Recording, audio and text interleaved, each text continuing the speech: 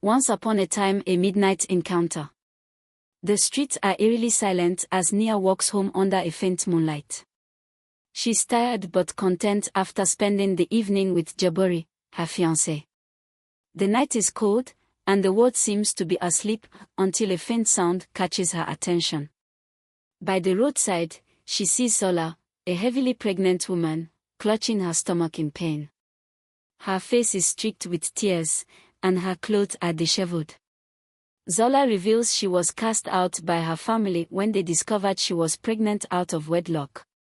Now, labor pains rack her body, and she has no one to turn to. Compassion ignites in Nia's heart. Without hesitation, she helps Zala to her feet and decides to take her to Jabari's house.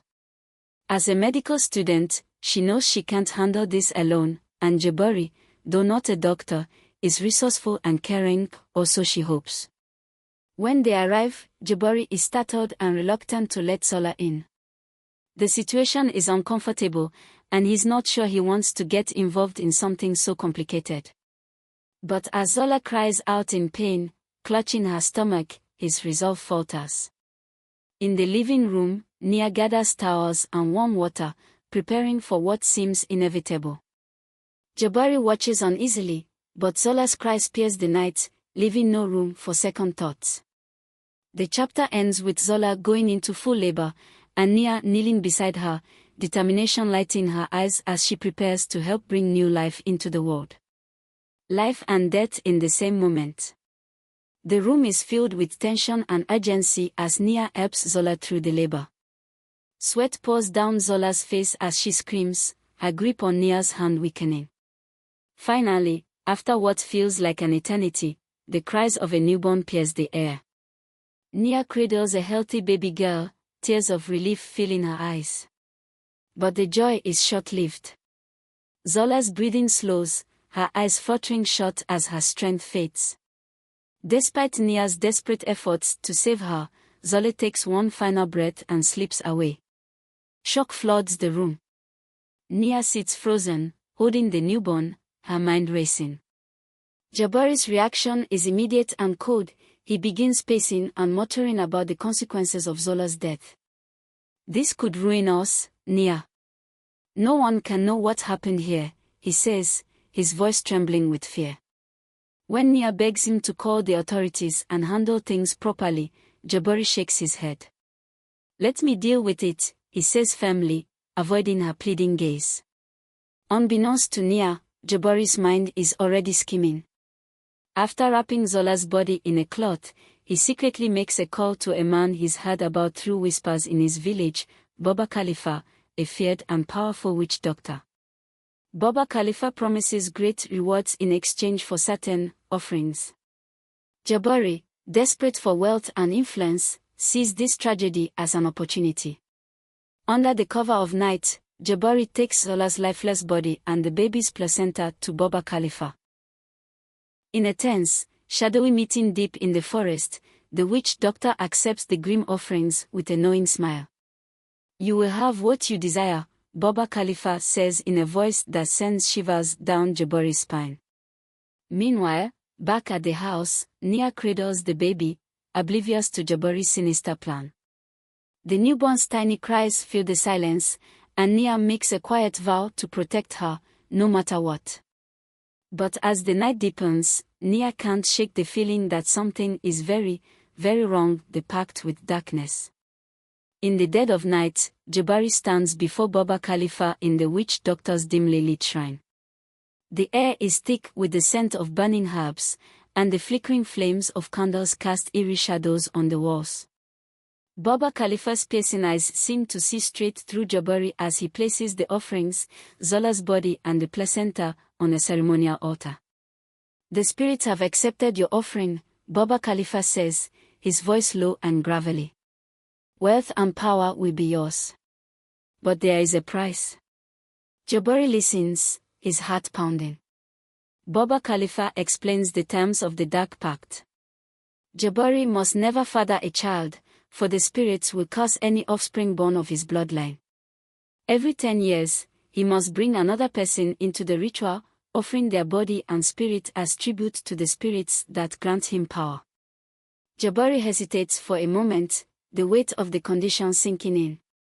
But the temptation is too great, and his greed outweighs his fear. He nods, agreeing to the terms. The ritual begins. Chanting fills the air as Baba Khalifa draws intricate symbols on Jabari's chest with a mixture of blood and ash. The flames of the candles grow higher, and a sudden, bone-chilling wind blows through the shrine. Jabari feels a searing pain in his chest as the pact is sealed, branding him with an invisible mark that binds him to the spirits. When Jabari returns home in the early hours of the morning, his heart still racing from the ritual, he opens his wardrobe to find it overflowing with crisp banknotes.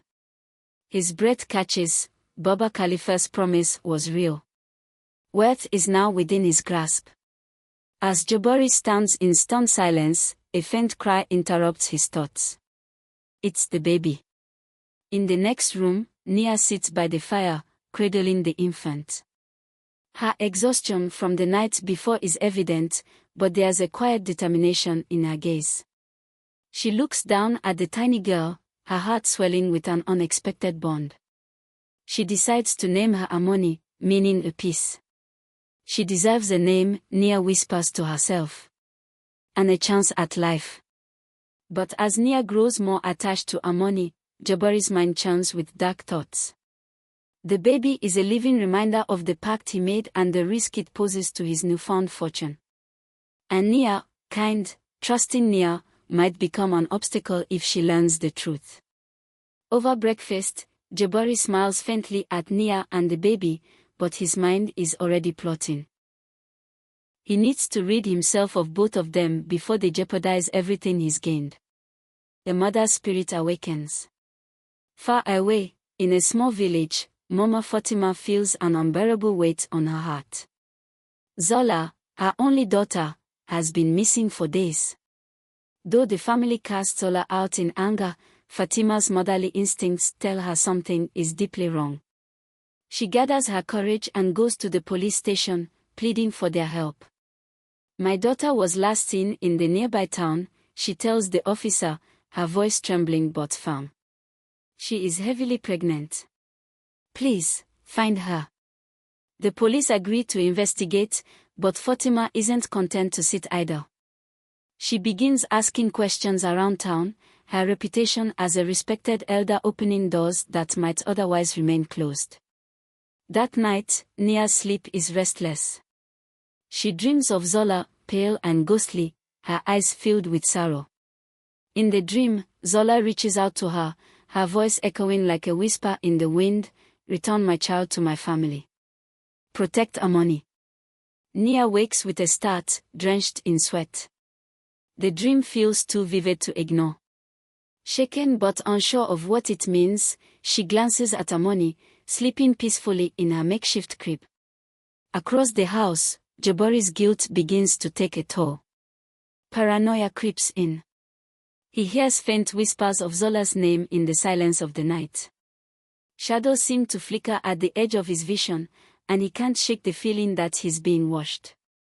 One evening, as he counts the money spilling from his wardrobe, he hears a loud thud in the next room. Rushing in, he finds nothing out of place, except the faint scent of the herbs Baba Khalifa burned during the ritual. Jabari's hands tremble as he locks the door, trying to convince himself it's all in his mind. Meanwhile, Mama Fatima's search gains momentum. The police uncover clues that lead them closer to Jabari's neighborhood, interviewing locals who recall seeing Zola walking near Jabari's house. Suspicion grows, and the pressure on Jabari intensifies. As the supernatural forces around them strengthen, Nia begins to sense a shift in Jabari. He becomes colder, more irritable, and secretive. Though she doesn't yet connect it to Zola's spirit, she knows something isn't right.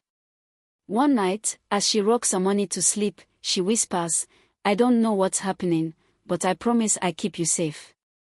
Little does Nia know, Zola's restless spirit has no intention of letting her death go unavenged. The curse begins. Jabari's nights become a waking nightmare. Everywhere he turns, he sees Zola, her ghostly figure lurking in shadows, her mournful eyes staring through him.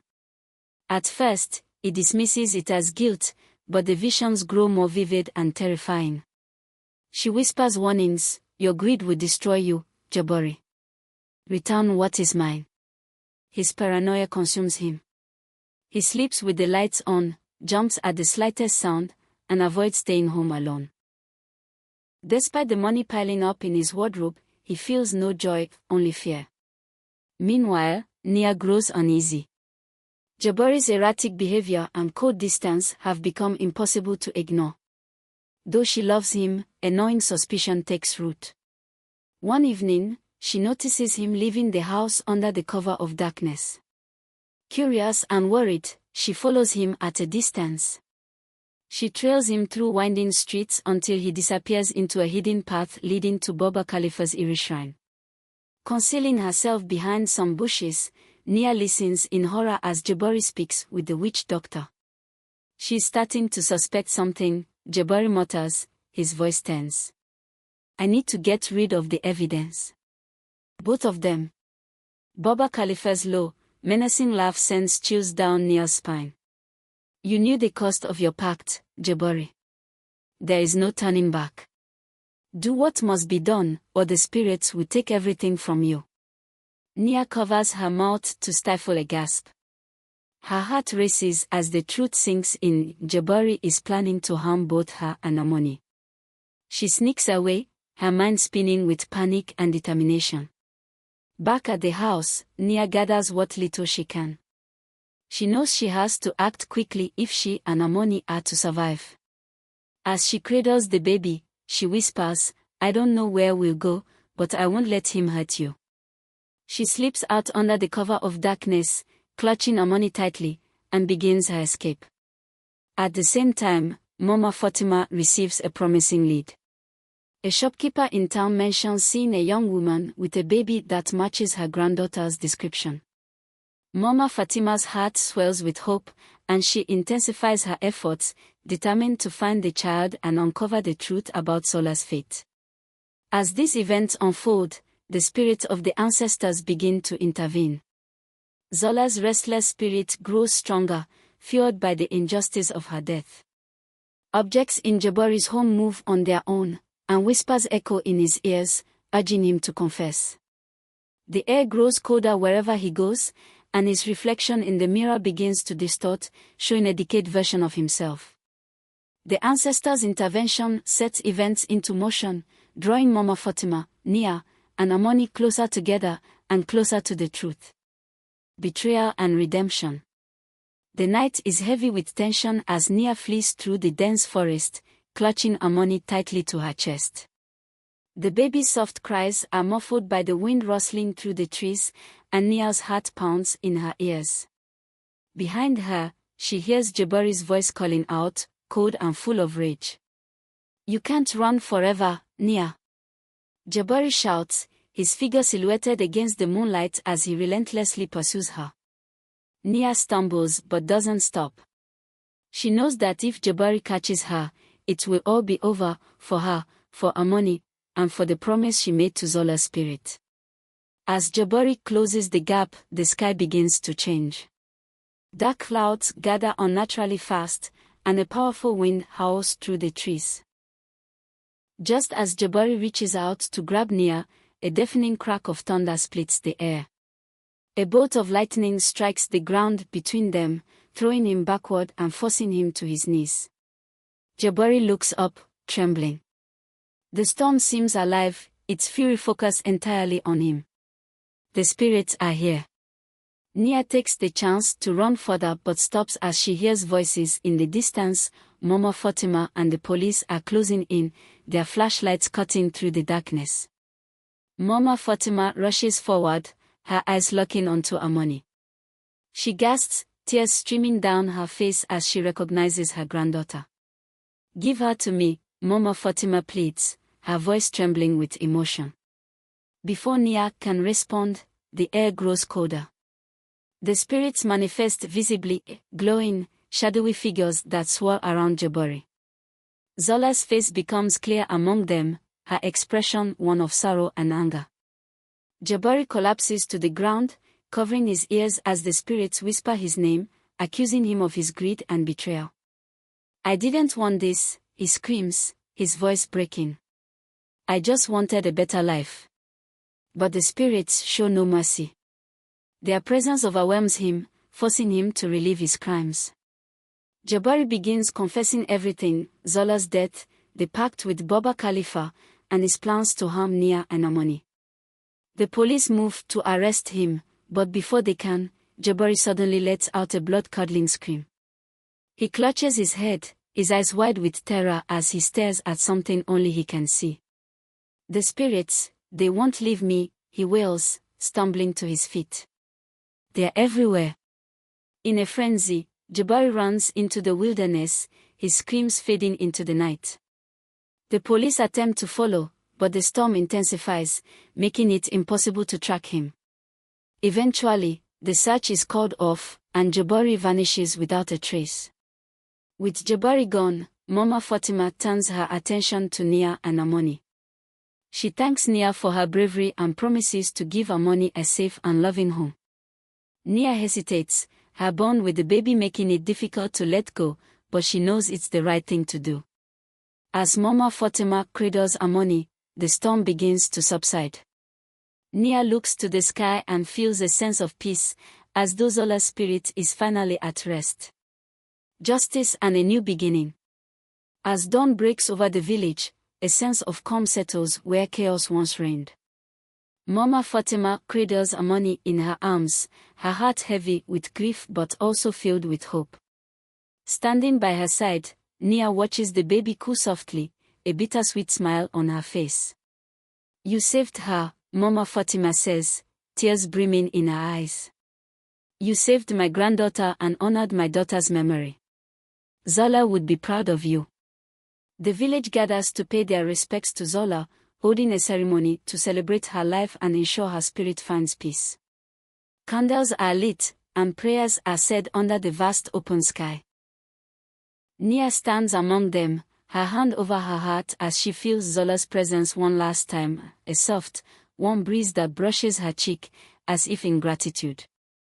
Days later, news spreads through the village of Baba Khalifa's mysterious downfall.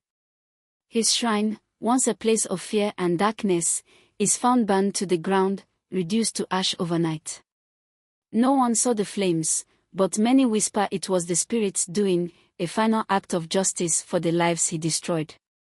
With Baba Khalifa gone, his grip on the region dissolves, and the villagers feel a newfound sense of freedom. Nia, now back in her quiet home, reflects on everything she has endured. Her once naive view of the world has been shattered, but she has found a new purpose. Inspired by her bond with Amoni and the struggles Zala faced, she decides to dedicate her life to helping women in need. With the support of Mama Fatima and the village, Nia establishes a shelter for abandoned mothers, a safe haven where they can find care, support, and hope for the future. The shelter is named Amoni's Haven, in honor of the little girl who brought so much meaning to her life. The story ends with Nia standing outside the shelter, watching as a young woman with a baby approaches its doors for the first time. Nia greets her warmly, her heart swelling with purpose. In the background, children play, their laughter filling the air, a testament to the lives she has helped rebuild. A voiceover delivers the moral. Greed is a fire that consumes everything it touches, leaving only ashes behind. But kindness, courage, and compassion, these are the seeds of redemption, capable of creating a better world for all. Let us always choose the path that heals, not the one that destroys. As the credits roll, the audience is left with a powerful sense of hope and a reminder that even in the darkest times, light can prevail when guided by the strength of the human spirit. Justice and a new beginning, the journey continues. The villagers slowly return to their routines, but the memory of what transpired lingers in their hearts. Mama Fatima's home becomes a gathering place for women in the community, some seeking comfort, others sharing stories of struggles that remind them of Zala. The loss of her daughter weighs heavily on Fatima, but Amoni's laughter and innocent smile become her source of strength. Nia's awakening. Nia, however, is not the same woman she was before. The experience of confronting Jabari's betrayal, surviving his wrath, and holding Amoni in her arms has changed her forever. She finds herself reflecting on the countless women like Zala, abandoned, silenced, and left to fend for themselves in a society that often turns a blind eye to their pain. One evening, as she sits under the shade of an old tree, she speaks to Mama Fatima. "Zola's story can't end like this," Nia says, her voice steady. "There are too many women out there who need help. I've seen it in their eyes. They deserve a chance to be heard, to heal, and to live without fear." Mama Fatima places a hand on Nia's shoulder, her wise eyes glistening with approval. "Then let's make sure her sacrifice means something. Together, we'll change things. Building a haven." Nia's vision takes shape over the next few months. She works tirelessly to establish Amoni's haven, a sanctuary where abandoned mothers, widows, and young girls can find shelter, education, and hope. The villagers rally behind her cause, donating supplies and offering their skills to help construct the shelter. One by one, women begin to arrive. Some come with infants in their arms, others with wounds, both visible and hidden. Nia listens to their stories, offering them not just a place to stay but also the tools to rebuild their lives. She organizes workshops to teach them skills like sewing, farming, and small-scale business, empowering them to stand on their own feet. The shelter becomes a beacon of hope, attracting attention from neighboring towns and even officials. Nia's work inspires others to join her cause, and soon, Amoni's haven grows beyond what she ever imagined. The mystery of Jabari. Despite the peace that settles over the village, the mystery of Jabari's disappearance continues to haunt them. Some villagers claim to have seen him wandering in the wilderness, a broken man muttering to himself and fleeing from unseen figures. Others say he perished, consumed by the spirits he betrayed. Baba Khalifa's downfall, too, remains a topic of hushed conversations. Rumors circulate that the spirits destroyed his shrine to cleanse the land of his evil, and no one dares to take his place. The fear that once gripped the region is replaced by a newfound belief in justice, both spiritual and earthly. Nia, however, finds herself thinking of Jabari less and less. Her focus remains on the present, on the women she is helping and the life she is building for herself. A generational change. Years pass, and Amoni grows into a bright, curious girl under the loving care of Mama Fatima. She often visits Amoni's haven, where she plays with the other children and listens to Nia's stories about her mother, Zala. One day, Amoni asks Nia, "Why do you help so many people?" Nia kneels down, looking into the girl's innocent eyes. "Because someone once showed me that even in the darkest times, we have the power to choose light. Your mother was brave, Amoni. She gave you the chance to live. And now, I want to give others that same chance." Amoni smiles, her small hands gripping Nia's tightly. "Then I'll help them too, one day." Nia's heart swells with pride. In Amoni, she sees not just Zola's legacy but the promise of a brighter future, a future shaped by compassion, courage, and the unshakable bond of humanity. The legacy lives on. The story of Zala, Nia, and Mama Fatima becomes a tale passed down in the village, a reminder of the power of love and resilience. The women of the community, once silenced by fear, find their voices and begin to fight for their rights. Nia continues her work with unwavering determination, expanding Amoni's haven to other towns and inspiring a movement for change. Her name becomes synonymous with hope, and her story spreads far beyond the village, touching hearts across the region. In the end, the lesson remains clear: greed and betrayal bring destruction, but the courage to stand up for others creates a legacy that lasts generations.